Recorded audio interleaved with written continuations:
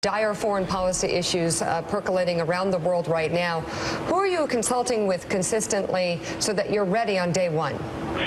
I'm speaking with myself, number one, because I have a very good brain and I've said a lot of things. In fact, exactly.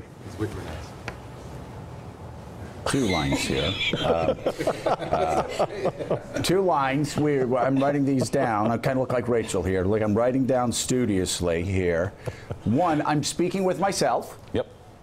That's obviously cause for concern. Silent reflection. And two, of course, Willie, something that you say all the time. Every time we were watching Bob Costa's show, I go, Willie, how did you know he was going to say that? What do you say? I got a good brain, man.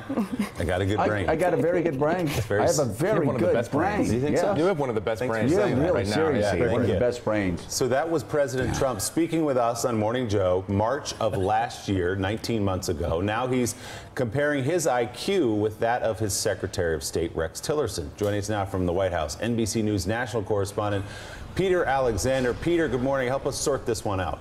Hey, Willie, good morning to you. Well, as long as he likes speaking to himself, he probably doesn't need to bring over lunch guests to the White House. A conversation with himself might be sufficient. But it turns out that today he is inviting the Secretary of State, Rex Tillerson, and the Defense Secretary, James Mattis, for what should be an interesting lunch, especially given the latest counterpunch from the president, a jab at Tillerson. This is in the just released edition of Forbes magazine entitled Inside Trump's Head, responding really for the first time to NBC News' exclusive reporting that Tillerson privately described Trump as a moron this past summer. Here's the quote.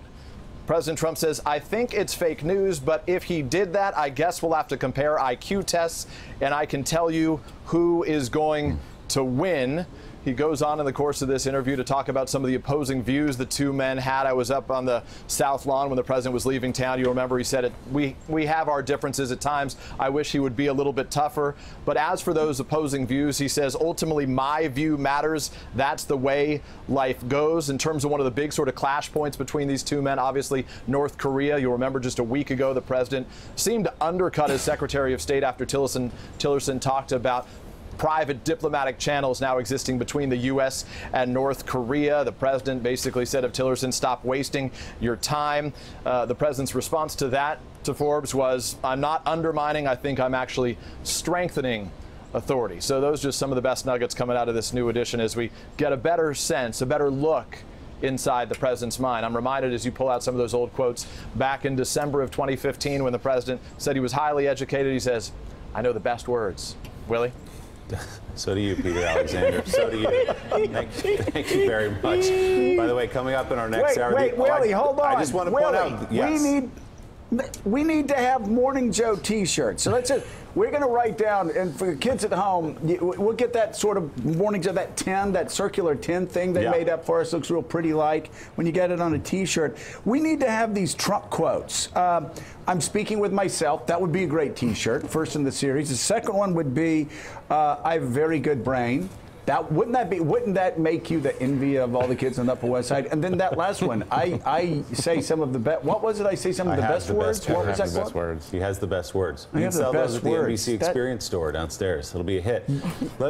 Next hour, the author of that Forbes article where the president was quoted talking about his IQ and that it was better than Tillerson's will join us right here on Morning Joe. Yeah. Richard, what's the IQ test and the jokes aside, the implications of having a president and a Secretary of State at odds this way? This is probably the low point of American diplomacy. You got a president who doesn't respect the Secretary of State. You got a president who disparages diplomacy, and you got a Secretary of State who's cutting back the ability of the State Department to carry out diplomacy. We got an empty State Department. Most of our embassies don't have ambassadors. And here we are at a time we're facing a North Korean threat and an Iran threat. We've got Russians still sitting in Ukraine. We got Venezuela unraveling, on and on and on. And what we are basically doing is unilaterally disarming when it comes to using diplomacy, which is one of our basic tools. You know, I understand why we're laughing. This is unbelievably irresponsible. We are denying ourselves an essential tool of America's involvement in the world. Elise Jordan is joining us at the table as well. Elise, is it true that we've surrendered diplomacy, or is it that Rex Tillerson is attempting diplomacy and others are attempting diplomacy and it's being undermined by the president? Well, I think that at the very top level, Rex Tillerson is attempting to pursue diplomacy, but he's being undercut by the president constantly. But to Richard's point, Tillerson has essentially dismantled the State Department as it has existed in modern American history. And so you look at countries where the embassies in the country, there's not an ambassador. And so local authorities aren't going and using the resources of the embassy. We aren't building those relationships. We have nothing at the country level. That goes back to, you look at the State Department, just the assistant secretary positions that are open. Right.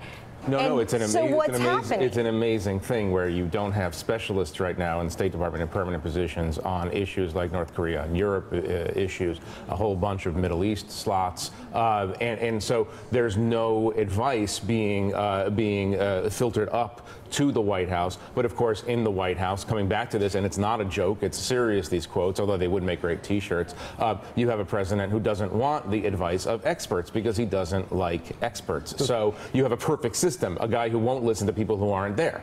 There's a moment in the Brexit debate where one of the members of Theresa May's cabinet basically said, we don't need experts anymore. We've had it with expertise. We now have the American equivalent of the Brexit debate. And that's what Jared Kushner has said. He said he doesn't need reading. He doesn't need to be schooled by experts on Middle East peace. Right, he said there's no reason to read exactly, any books he doesn't need to read exactly. That's authors of books about the Middle East. We take personal offense, by the way. Personal.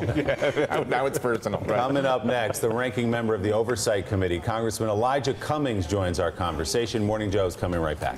Thanks for checking out MSNBC on YouTube, and make sure you subscribe to stay up to date on the day's biggest stories. And you can click on any of the videos around us to watch more from Morning Joe and MSNBC. Thanks so much for watching.